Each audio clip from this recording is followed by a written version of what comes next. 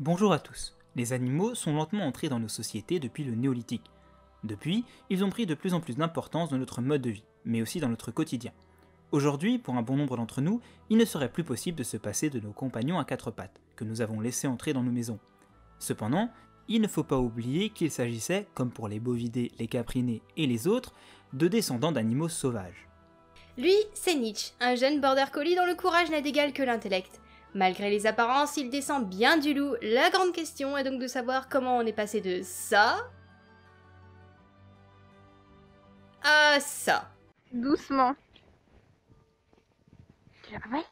Tu l'as pas pris? Tchou.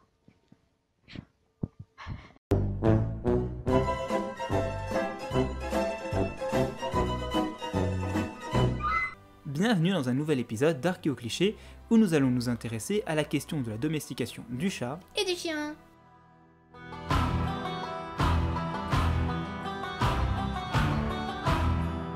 Avant d'entrer dans le cœur du sujet, il est nécessaire de nous mettre d'accord sur ce que l'on appelle la domestication, puisque c'est un concept plus compliqué qu'il n'y paraît. Si on devait le définir, on peut dire que c'est l'ensemble des modifications des rapports entre humains et les autres êtres vivants qui ont pour effet de passer d'une relation d'exploitation sans contrepartie, comme la chasse, à une relation plus symbiotique, où les espèces domestiquées tirent également des profits. Pour la grande majorité des espèces, c'est une étape qui s'est produite au néolithique. Cela commence lorsque l'homme choisit de favoriser certaines espèces qui lui sont plus profitables, et cela se termine lorsque l'homme choisit le lieu de vie de l'espèce qui la protège du danger et subvient à ses besoins. C'est donc à ce moment que l'on peut dire que le processus de domestication est arrivé à son terme. Ce qu'il faut également savoir, c'est que l'archéologie à elle seule peut avoir du mal à identifier exactement la date et le lieu de domestication des espèces. Prenons l'exemple des animaux. Comment différencier un animal sauvage d'un domestiqué, sachant que l'on retrouve bien souvent uniquement les ossements. En fait, le rapprochement avec l'homme cause deux types de changements. Le premier est naturel, puisque la sélection va encourager la survie des individus supportant mieux la présence humaine. La seconde est artificielle, puisque les hommes vont encourager la reproduction des animaux qui possèdent un trait de caractère qui les arrange, par exemple ceux qui sont les plus dociles ou qui ont besoin de moins de nourriture pour survivre. En règle générale, cette double sélection cause plusieurs modifications sur le corps, dont la plus fréquente, c'est une baisse globale de la taille. C'est donc ainsi que les archéologues peuvent différencier un individu sauvage d'un domestiqué. Le problème, c'est que ces changements mettent de très nombreuses générations pour commencer à être réellement visibles. Les premiers animaux vivant parmi les hommes sont identiques aux sauvages.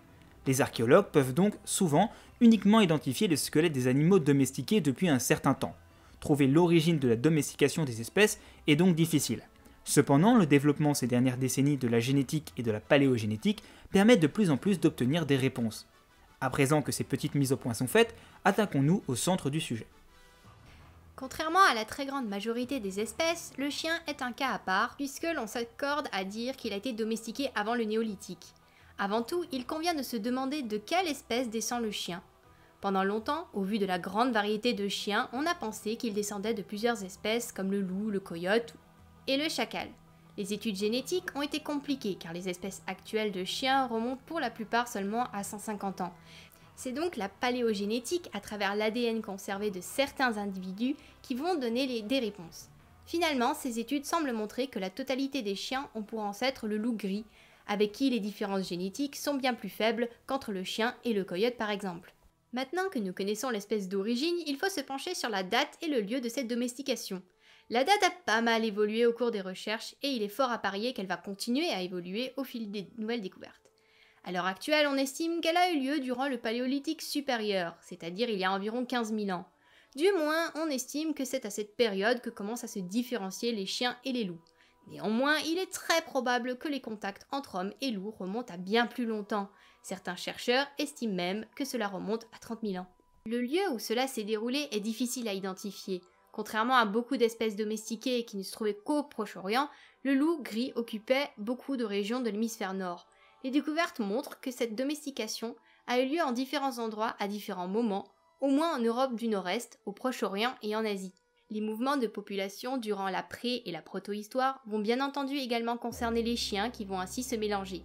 Par exemple, durant les migrations du néolithique, il est probable que les chiens du Proche-Orient aient rencontré les Européens, de même à l'âge du bronze avec les populations asiatiques et européennes. Cette domestication va avoir plusieurs conséquences sur la morphologie des loups, La taille va se réduire progressivement, peut-être à cause de carences en nourriture ou au choix des humains qui ont préféré favoriser la reproduction des individus ayant besoin de moins de nourriture. Entre autres, on peut également citer l'élargissement du crâne et le raccourcissement de la mandibule. La question que l'on peut se poser à présent, c'est comment le loup s'est-il rapproché de l'homme? Il y a principalement deux hypothèses. La première, c'est celle d'une auto-domestication. Les loups se seraient naturellement rapprochés des hommes pour profiter des restes alimentaires. Ils se seraient alors créé une nouvelle niche écologique ayant imposé une sélection naturelle qui aurait provoqué la création d'un proto-chien.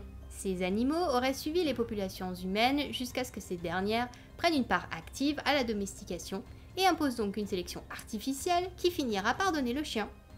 Ça serait donc une partielle auto-domestication. Cette première hypothèse a l'avantage d'expliquer pourquoi ce processus de domestication commence si tôt. Néanmoins, il est peu probable que le loup ait suivi les groupes humains puisque cela l'aurait forcé à entrer dans le territoire d'autres congénères. De plus, d'autres animaux tels que les hyènes ont profité de la présence humaine sans se domestiquer pour autant.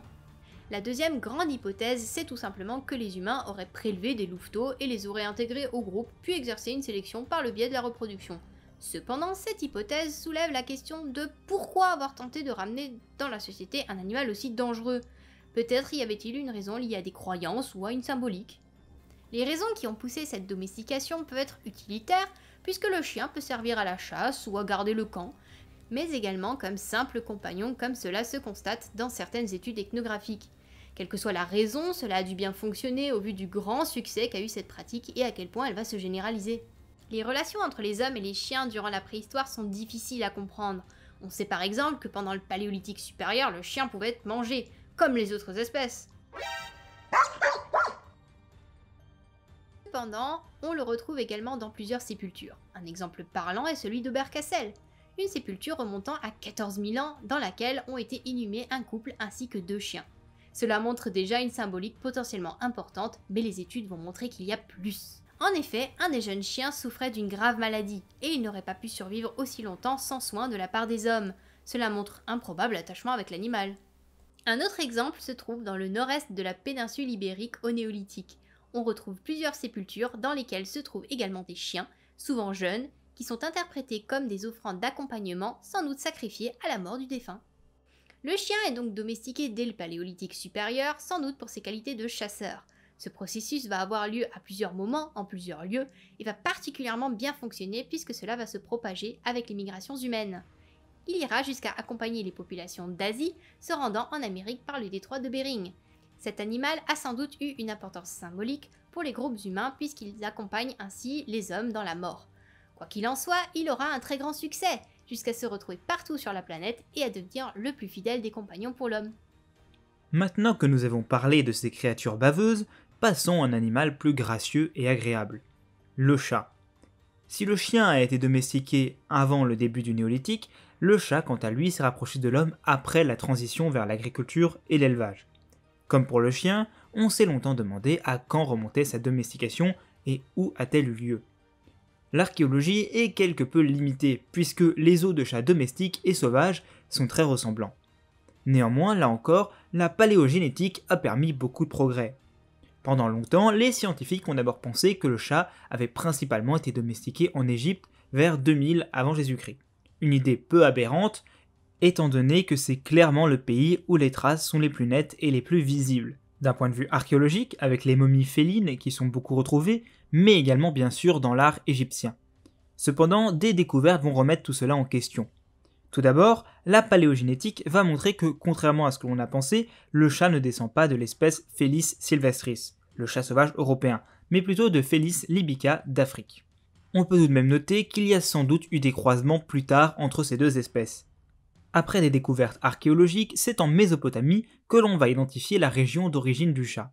Néanmoins, les dates de la domestication restent autour de 2000 avant Jésus-Christ. C'est une découverte à Chypre qui va provoquer un très grand recul des dates. En effet, on découvre sur un site néolithique une sépulture d'un homme qui est accompagné 20 cm plus loin d'un chat. Le félin de 8 mois a été inhumé en même temps que le défunt. On ignore si le chat a été tué pour l'occasion, mais cela montre également, comme pour le chien, un lien symbolique entre l'homme et ce félin. Ce dernier est surtout très proche des chats du Moyen-Orient, Mais ce qui est particulièrement important, c'est que cette sépulture remonte à 7500 ans avant notre ère. Or, le chat n'était pas présent naturellement sur l'île de Chypre, il a donc forcément été amené par les hommes, ce qui montre que déjà à cette époque, le chat était aux côtés de l'humain, même s'il devait plus s'agir d'une espèce apprivoisée que réellement domestiquée. Cette trouvaille fait donc remonter les premières interactions entre hommes et chats à peut-être 10 000 ans avant notre ère dans la région du Proche-Orient. Mais la question reste de savoir comment ce rapprochement entre les deux espèces s'est fait. Au début du néolithique, les communautés humaines du Proche-Orient se mettent à l'agriculture et à l'élevage. Ce changement dans le mode de vie va créer un nouvel environnement avec notamment plus de céréales. Cela va attirer des animaux que l'on appelle des synanthropes, c'est-à-dire des espèces qui cohabitent avec les humains et vivent proches ou dans des environnements créés ou modifiés par l'homme. Parmi eux, il va y avoir les rongeurs, qui vont être ravis de trouver tant de grains à leur disposition. Cela va fatalement attirer les chats, qui deviennent à leur tour synanthropes. Ainsi, ils s'approchent des hommes, dans le but de se nourrir de tous ces rongeurs. Petit à petit, ils vont s'adapter et devenir dépendants de ces nouveaux milieux créés par l'homme, où il y a énormément de souris. Malgré ce premier rapprochement, les chats restent sans doute plutôt sauvages, en raison d'un caractère solitaire et farouche que l'on leur connaît encore aujourd'hui. Ils vont néanmoins s'habituer de plus en plus et les humains vont encourager la présence de ces félins qui chassent les nuisibles sans présenter le moindre danger pour l'homme. Cela va créer un environnement très favorable à l'apprivoisement du chat. Par la suite, le félin va se diffuser dans le monde en suivant les communautés humaines et les rongeurs. Ainsi, on les retrouve par exemple en Pologne, dans les premiers établissements néolithiques vers 4200 avant notre ère. Preuve du fait qu'ils suivent les hommes en Europe centrale. On retrouve également, daté de 3700 avant Jésus-Christ, une statue de chat en ivoire en Israël, montrant que le chat s'y trouvait. Vers 2900 avant notre ère, le culte du chat s'installe en Égypte. Ainsi, petit à petit, il va être domestiqué. En Europe, il va petit à petit arriver en suivant notamment les routes commerciales, mais également les armées romaines. Mais c'est surtout au XVe siècle que cette petite créature va s'imposer sur le continent et en France. C'est ainsi, après s'être rapproché des communautés humaines, que le loup et le chat sauvage vont petit à petit s'adapter aux hommes jusqu'à entrer dans leur communauté et leur quotidien. Le chien prendra sans doute la place d'un chasseur et un protecteur efficace, et le chat d'un éliminateur de nuisibles. Les deux espèces ne vont pas seulement être utiles, mais vont acquérir une véritable symbolique jusqu'à suivre les hommes dans leur sépulture. Ils vont avoir une place de plus en plus importante dans les communautés humaines, si bien que plusieurs millénaires plus tard, ils sont toujours dans nos maisons. Nous arrivons à la fin de cet épisode. Au cours de cette vidéo, en plus de la mienne, vous avez pu entendre la voix de Flagados, qui a gentiment accepté de s'essayer à l'exercice pour rompre un petit peu la monotonie de, je cite, ma voix de croque-mort. Bref, j'espère en tout cas que toute cette vidéo vous aura plu, qu'elle vous aura intéressé et appris plein de choses, et comme toujours, vous pouvez consulter les sources qui sont en description. N'hésitez surtout pas à laisser un pouce bleu, à vous abonner pour ne pas manquer les prochaines vidéos, et bien entendu à laisser un commentaire si vous avez quelque chose à préciser. En attendant la prochaine fois, je vous invite comme toujours à creuser la question. De traces de notre passé, lisons la stratigraphie, établissons vite une chronologie. Qu'est-ce que tu penses de la domestication? C'est scandaleux donc.